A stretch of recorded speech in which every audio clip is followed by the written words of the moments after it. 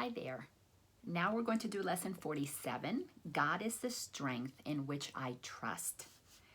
If you are trusting in your own strength, you have every reason to be apprehensive, anxious, and fearful.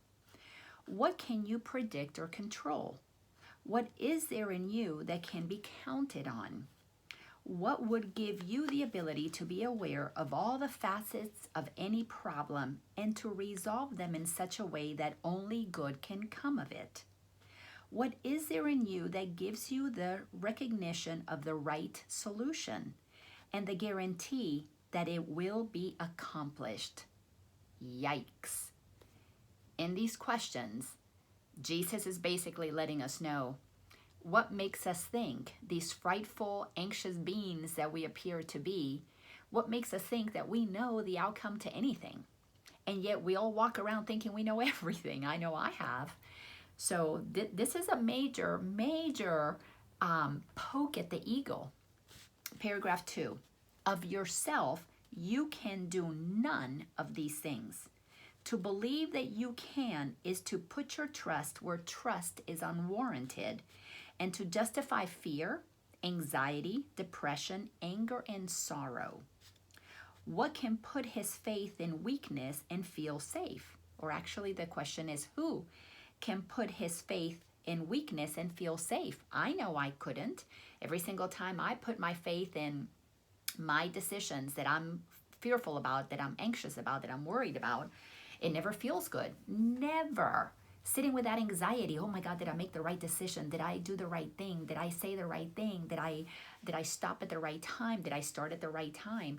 All of that worry is the recognition. It's a signal that we're thinking, we're attempting to solve something with our small mind, with our ego mind. Yet who can put his faith in strength and feel weak? I know when I put my faith in God, I never feel weak.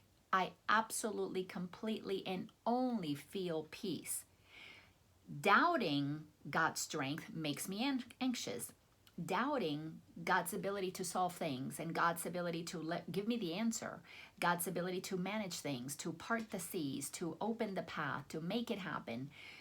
My doubt always makes me anxious. But when there is no doubt, when I trust 100%, boom, it's easy. And it happens. It's just so amazing how things just work out that way. But you got to trust that and practice it enough times that the efficacy of every single experience becomes like a pearl that we add to that necklace.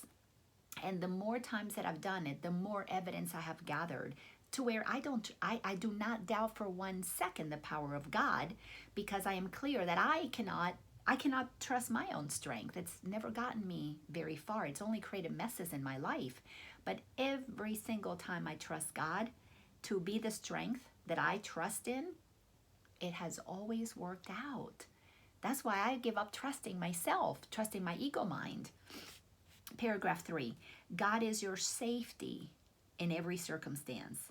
His voice speaks for him in all situations and in every aspect of all situations, telling you exactly what to do to call upon his strength and his protection. His voice, that's the Holy Spirit. That's your intuitive voice. Call it what it is. It's the knowingness inside of you, whether you call it Holy Spirit or higher self or intuition or your innate knowingness or your natural goddess voice. It doesn't matter what you call it. It's that very peaceful certainty that comes, and it's usually doubted by your ego mind 2 seconds later or 1 second later, but it comes with a certainty first. That's the one that we need to become practiced at listening. There are no exceptions because God has no exceptions. And we're on sentence number 4 now in paragraph 3. And the voice which speaks for him thinks as he does. Intuition thinks as God does. Paragraph 4. Today we will try to reach past our own weaknesses to the source of real strength. Today we're going to try, we're going to attempt, we're going to give it a shot to to go past our own weaknesses. Can you imagine passing our own weaknesses so that we can get to access the strength of God? We're talking about the strength that doesn't make decisions about what to wear, the strength that is not concerned about what to eat, the strength that is not concerned about whether you stay in your job and leave, or whether you end a marriage or not, or whether you get the surgery or you don't, or whether you go to a holistic doctor or not. That's the thing that most of us think we're using our power to make those decisions. And like that somehow is a big decision. And in reality, it really isn't a big decision. It feels like a big decision. But the biggest decision that we could ever make is to trust, let me read this again. Today we try to reach past our own weaknesses to the source of real strength. How about we start trusting the one that created the universe? How about we trust the one, heck, forget the universe, the one that created this galaxy? Let's tell you what, let's go even smaller. How about the one that created this planet? Or even smaller, how about the one that created you? The one that created me? How about if we start trusting that one?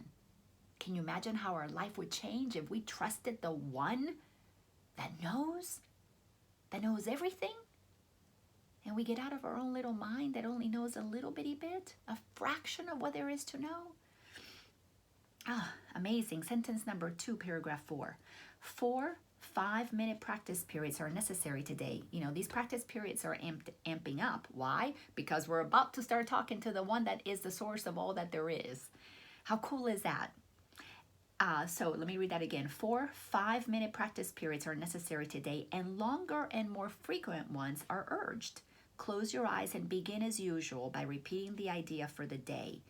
God is the strength in which I trust. God is the strength in which I trust.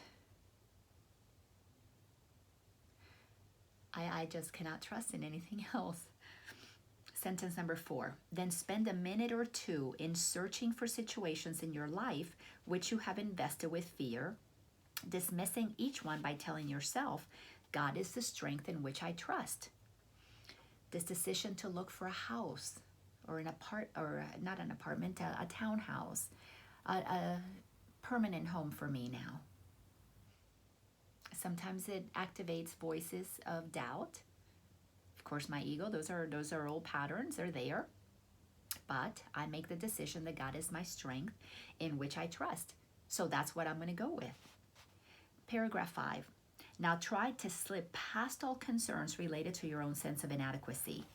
It is obvious that any situation that causes you concern is associated with feelings of inadequacy. If you doubt, it's a feeling of inadequacy that you can make it work. For otherwise, you would believe that you could deal with the situation successfully. It is not by trusting yourself that you will gain confidence, but the strength of God in you is successful in all things. We're not saying trust your thoughts. We're saying trust the thoughts of God in you. And they don't come as thoughts that are voices in your head. They come as knowingness that are intuitive. It comes up. Paragraph 6. The recognition of your own frailty is a necessary step in the correction of your errors. Another big ouch. We do not like to admit that we have been mistaken about our thinking, about our sense of power, about our decisions. We don't want to admit that we're mistaken about what we believe is true. This is one of the steps that we must get comfortable with. We must say, my ego doesn't know anything. It really doesn't know anything. What it knows is so minuscule compared to all that God knows. And we really have to get comfortable with that. Otherwise, we cannot escape the little mind that tries to make decisions for us and leave us fearful. Remember, you're letting go of a limited thinking, a small slice of the pie so you can have access to the whole pie. Isn't that exciting? I know it's scary. I've been there. I've done that. It is frightening to admit, oh my God, my whole life I've been wrong. But it's such a necessary step, because how else are you going to invite the other stuff that you don't know if you think that you already know it all? You got to give an opening to what you don't know. And the only way to do that is by saying, Maybe what I know is not correct. And if you can't say it's not correct, at least say, I don't know it all. There's got to be more. Let me hear where that more is. Let me read paragraph 6 again. The recognition of your own frailty is a necessary step. It's not optional. It's necessary in the correction of your errors. But it is hardly a sufficient one in giving you the confidence which you need. No, it doesn't make you confident to say you've been wrong, and to which you are entitled. We are entitled to the confidence of siding with God. Sentence 2, you must also gain an awareness that confidence in your real strength is fully justified in every respect and in all circumstances. Wow. We have to become aware. We have to experience. Take an inventory of what you have done, where you know God has been there. You have to gain the awareness of that confidence and begin to talk about what has worked for you when you have allowed God to participate. When I made decisions with God, when I trusted, it's time to leave this marriage. When I trusted, you're going to teach a workshop called The Power of Awareness. I never taught a workshop about anything. You're going to open up a center. I trusted that. You're going to enter this relationship. I trusted that. You're going to sell your house. I trusted that. You're going to be able to tell your son that if he dies, it's okay because you're focusing on his soul. And I trusted that something was guiding me every step of telling Spencer that I was not concerned with him saving his body, that if he killed himself, if he overdosed with the drugs that he was taking, that I was at peace because I knew something was guiding me every single step of the way. When I stayed in my relationship with Ken long after I should have stayed, I mean, I had already said I'm out, wanted a divorce, maybe 5-6 years after I started asking for a divorce, that I finally left because there was a voice telling me, your work is not done, your work is not done, your work is not done. I trusted that voice. I trusted that voice that told me to go to a dance where I met a new man.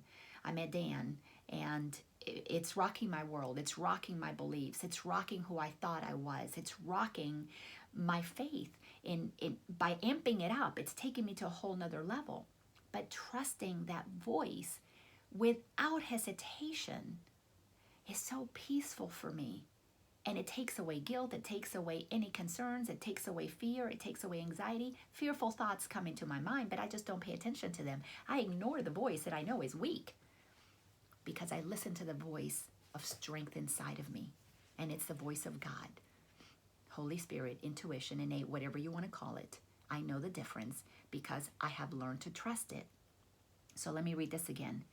You must also gain an awareness that confidence in your real strength is fully justified in every respect and in all circumstances. Absolutely, confidence in God is justified for me.